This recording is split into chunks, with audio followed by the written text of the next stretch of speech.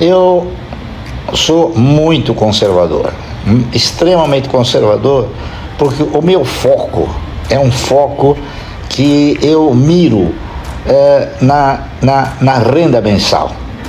Eu não me preocupo com o patrimônio.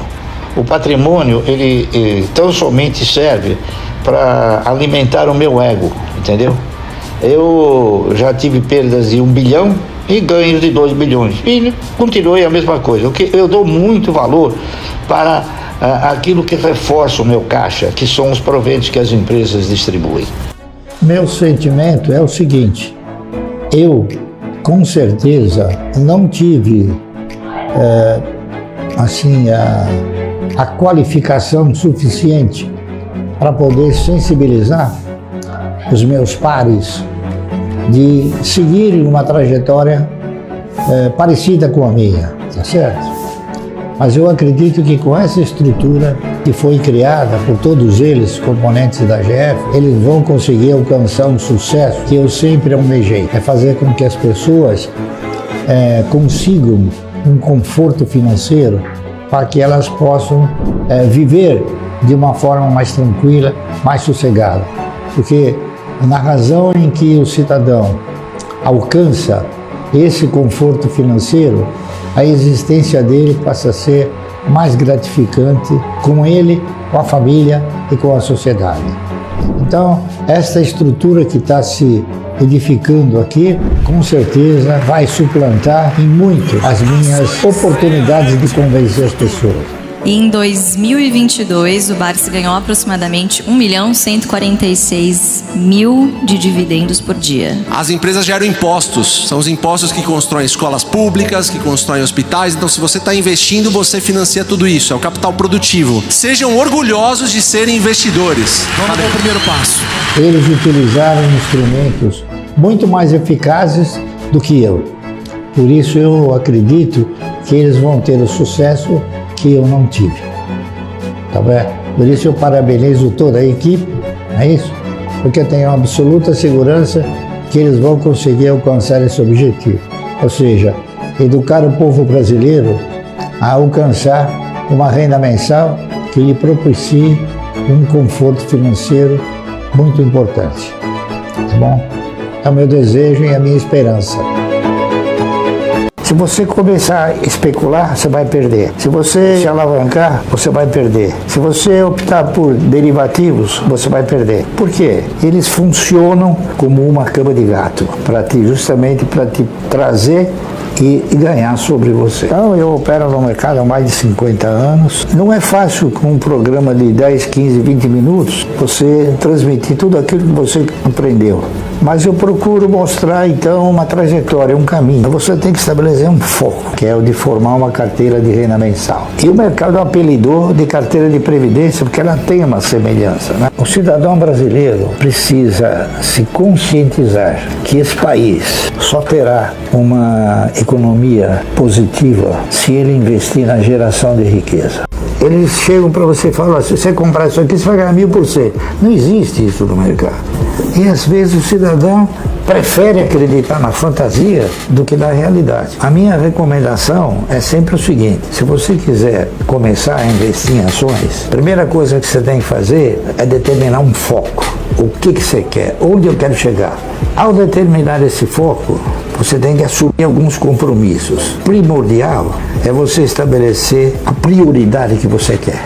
Eu quero ter uma carteira de ações. Então você estabeleceu uma prioridade. Se você respeitar esse compromisso com essa prioridade, você chega numa carteira de ações generosa. Eu opero no mercado há mais de 50 anos, de mais ou menos uns 51, 52 anos, examinando o mercado à luz de um investimento a médio e longo prazo. E suponho eu, pela experiência que eu consegui alcançar, a única forma de você ganhar no mercado é investir na geração de riqueza. Sempre propus comentar no mercado, tentando transmitir aquilo que eu aprendi. Não é fácil você transmitir tudo aquilo que você aprendeu, mas eu procuro mostrar, então, uma trajetória, um caminho. E esse caminho é o caminho de você estabelecer um foco, que é o de formar uma carteira de renda mensal. E o mercado apelidou de carteira de previdência porque ela tem uma semelhança, né? Então, o que eu procuro transmitir é isso. Se você começar a especular, você vai perder. Se você se alavancar, você vai perder. Se você optar por derivativos, você vai perder. Porque, em muitas ocasiões, eles funcionam, se você não tiver a experiência suficiente, como uma cama de gato. Justamente para te trazer e ganhar sobre você. CEMIG? Tenho. Eternit? Olha, Eternit eu tenho e tenho vontade de cair fora. Porque ela não é mais o mesmo papel que quando eu comprei há 10, 15 anos atrás. Grupo Ultra?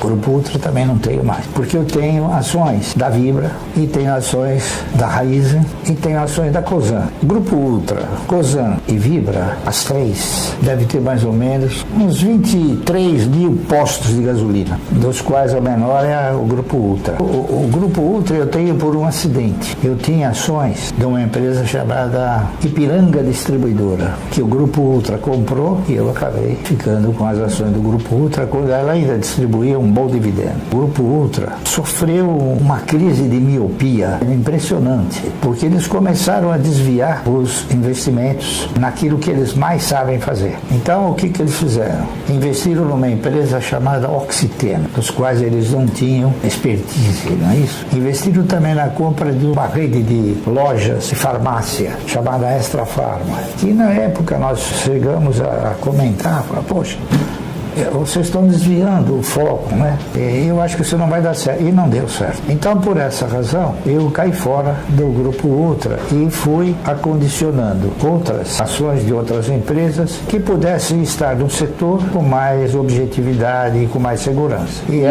a IRB é uma empresa de resseguros, que eu estou com ela em carteira. Perdendo, mas estou com ela em carteira. Itaúsa? Itaúsa eu vendi porque ela deixou de ser um papel que distribui bons dividendos. Talvez eu seja um profissional muito preocupado com detalhes. Então, por exemplo, a Itaúsa foi uma empresa que surgiu no mercado, eu não me lembro de que ano, na década de 70, 80, e ela é a dona do Banco Itaú. Só que, através da Itaúsa, o Itaú começou a investir em outros segmentos e, paralelamente, ela foi aumentando a quantidade de ações. Então hoje ela tem uma quantidade de ações que dificilmente ela consegue remunerar bem. Ela tem, se não me falha a memória, 8 bilhões. Então para ela poder dar um resultado bom, ela precisa ter um lucro de 30, 40 bilhões.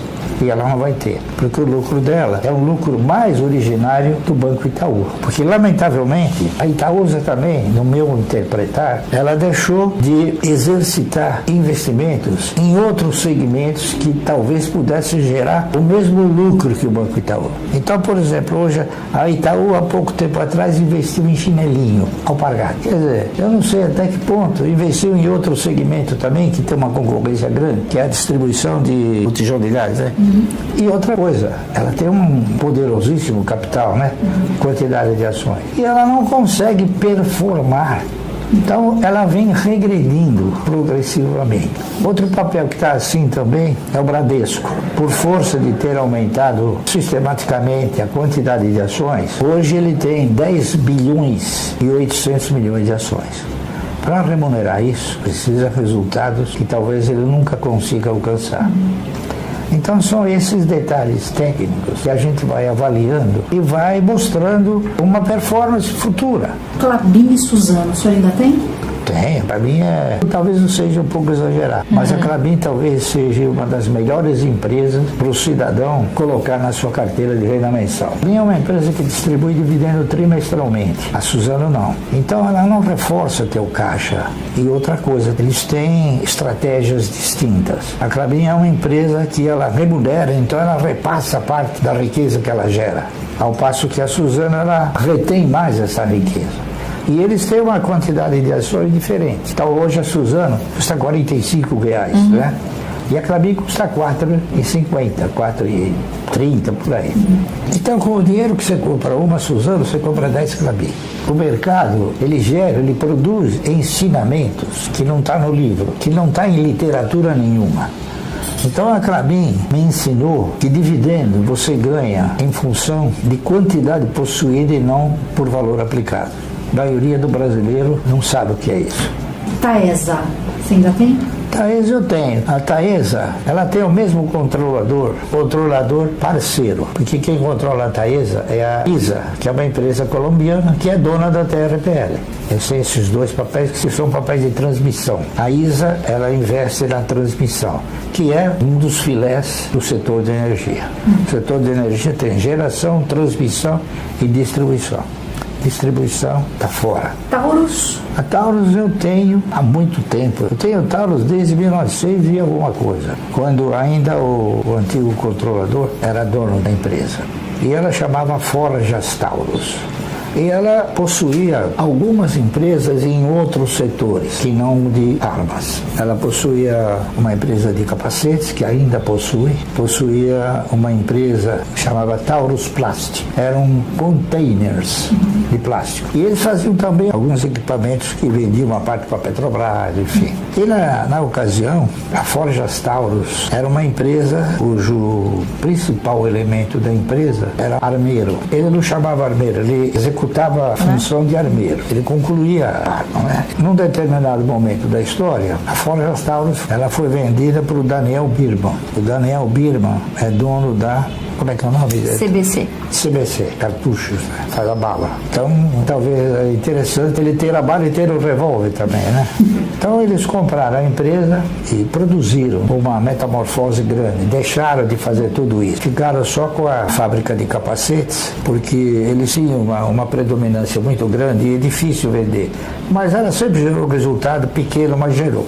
E continua gerando. E ele investiu num segmento de armas e mudou o nome da empresa. Não é mais Forjas Taurus, é Taurus Armas. E o que eu posso te dizer é o seguinte: eu estive agora em abril visitando a fábrica, porque ainda é do meu DNA visitar as fábricas, né? E eu vi uma das fábricas de maior tecnologia, maior avanço tecnológico em termos de geração e de produção. Você sabe qual é a maior fonte de recursos da exportação brasileira? Eu diria minério e o agronegócio. Por inacreditável que possa parecer, a arma é o único produto industrializado que detém uma forte concorrência do exterior. É a arma. A maioria daquilo que a Taurus produz, ela exporta para 70, 80 países. Então, você veja, ela é líder ou co-líder de mercado dos Estados Unidos. Tem algum outro papel que eu não citei que o senhor passou a investir? AS, né? A AS Brasil, o papel que agora eu acabei de completar, 5% da empresa, não é isso? Eu gostaria que fosse 50%, mas não dá.